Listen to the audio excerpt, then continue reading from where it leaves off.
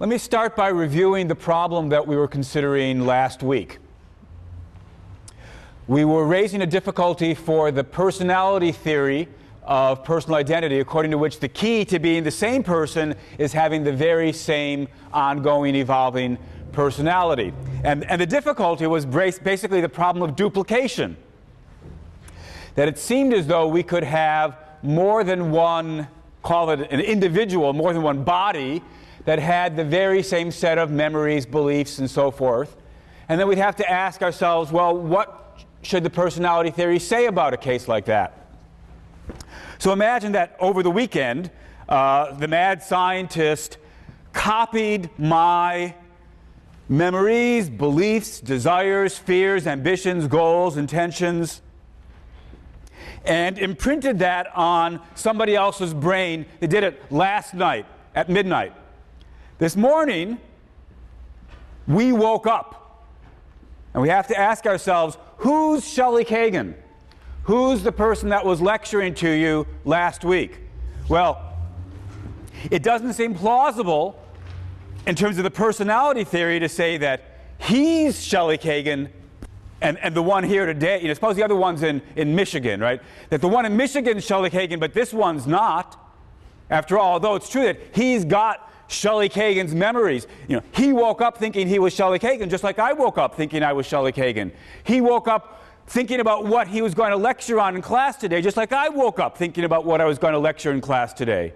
He remembered last week's lecture just like I remembered last week's lecture. Well, no clear reason to say, for the personality theory to say that he's Shelley Kagan and I'm not. After all, I've got the very same set of memories, beliefs, desires that he has. But equally true, and more surprisingly, from the personality theory point of view, there's no reason to say that I'm Shelley Kagan and he's not. After all, he's got all the same memories, beliefs, and desires that I do. Doesn't seem plausible to say we're both Shelley Kagan, because now you'd have to then say Shelley Kagan's in two places at the same time. So the only alternative seems to be to say that neither of us is Shelley Kagan.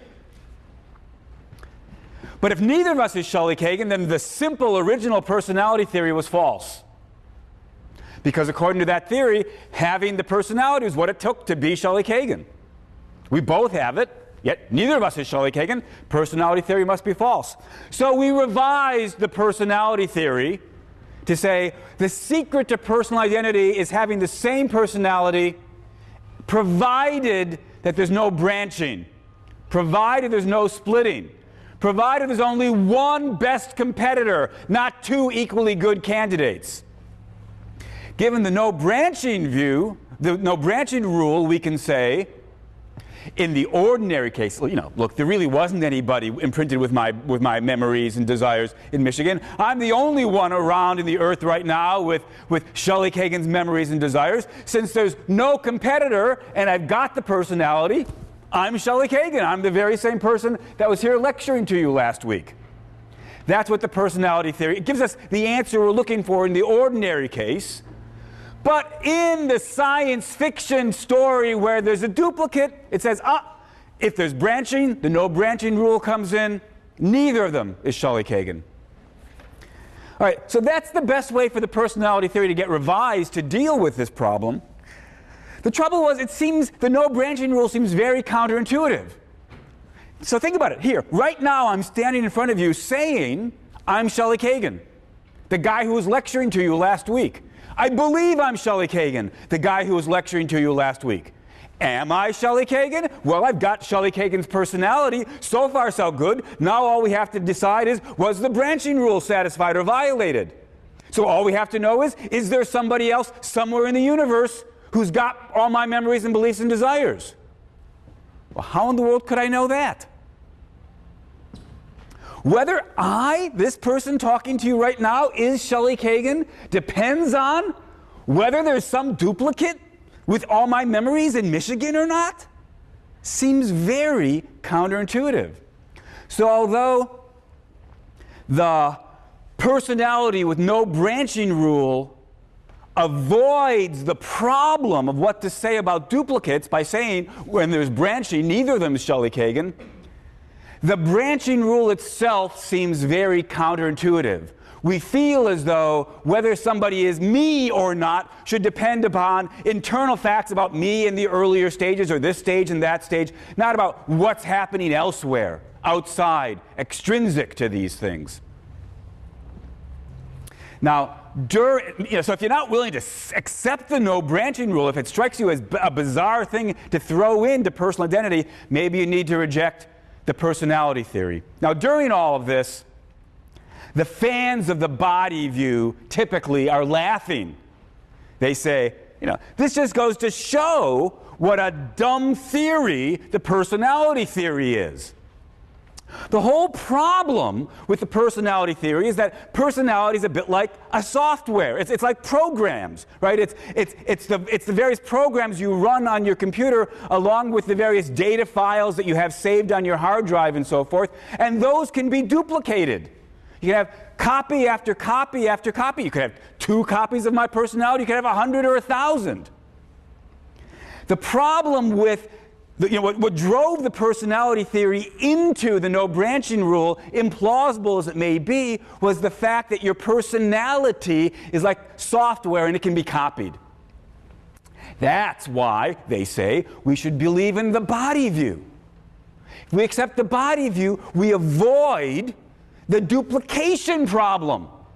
Because unlike software, which can be literally copied as many as you want, identical, the body can't split.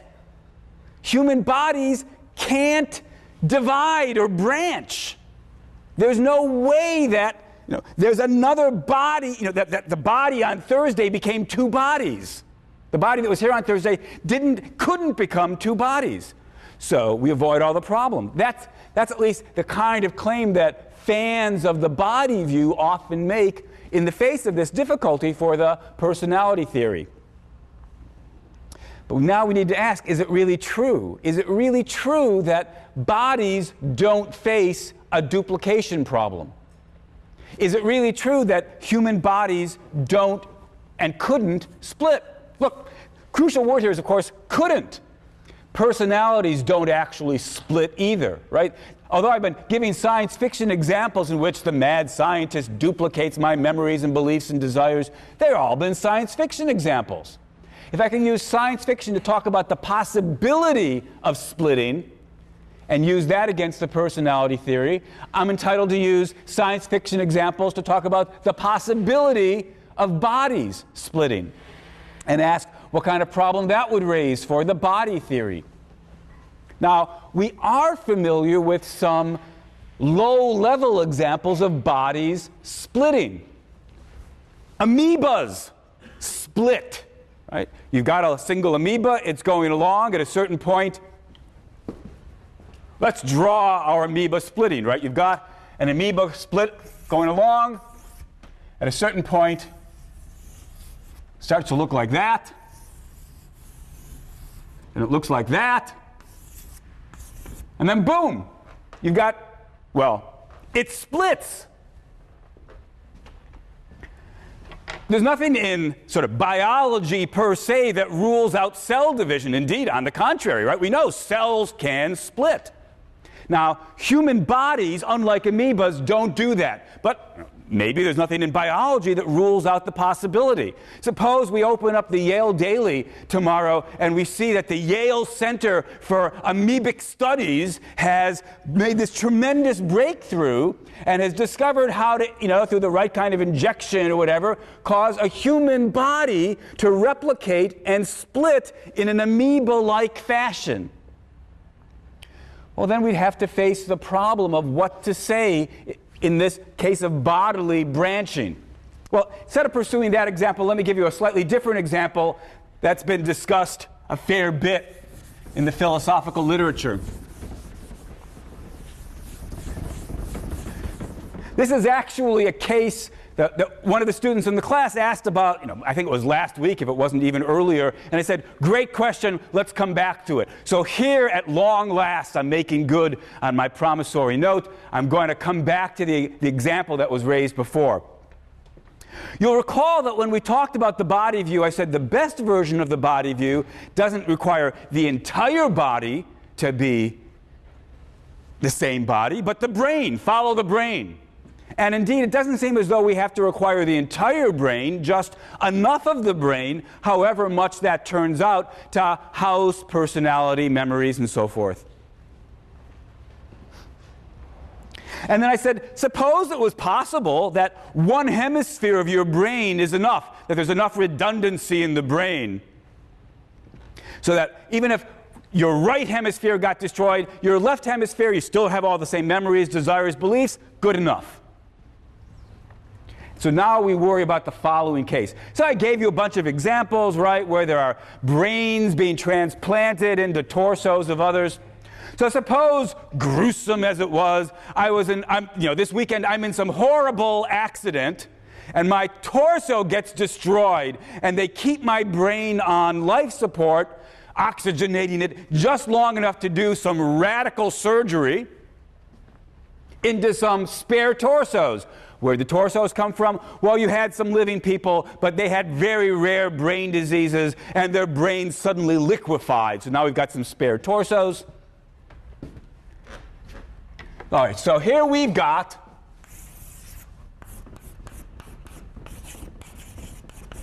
Shelley Kagan. His body gets destroyed. And here's my brain. Over here we've got Jones's torso. And over here we've got Smith's torso.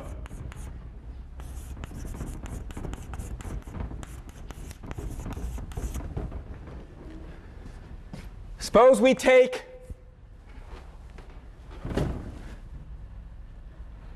call this one the left hemisphere, and we stick it in here, into Jones's torso. We take this other hemisphere of my right half of my brain, we stick it into Smith's torso. We connect all the wires, all the neurons, the operation's a smashing success. Both things wake up. So here's Jones's torso with the left half of SK's brain, Smith's torso with the right half of SK's brain. They wake up. We need some way to refer to these people so we can start talking about who they are. Let me just call this top one Jones's torso with the left half of Shelley Kagan's brain. Let's call him Lefty.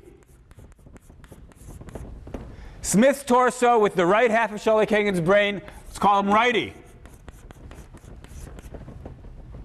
Okay. Operation is a success. Lefty and Righty both wake up. They both think they're Shelley Kagan, so forth and so on. And we ask ourselves, according to the body view, which one is Shelley Kagan? What are the possibilities? We could say Lefty is Shelley Kagan and Righty is not. Righty's an imposter. But there's nothing in the body view to give us reason to make that choice.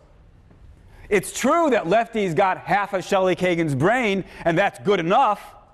But it's also true that Righty's got half of Shelley Kagan's brain, and that seemed good enough. So there's no reason to say that Lefty's Shelley Kagan and Righty isn't. And similarly, of course, there's nothing in the body view to make us say that Righty's Shelley Kagan and Lefty isn't. Well, it's not one and not the other. What are the remaining possibilities? We could, I suppose, try to say they're both Shelley Kagan.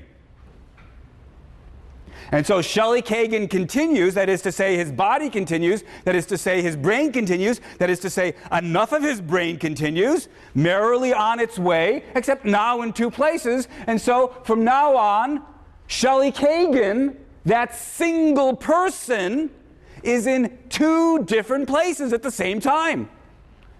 You know, Lefty goes to California, Righty moves to Vermont. From now on, Shelley Kagan's bi-coastal. Doesn't seem right.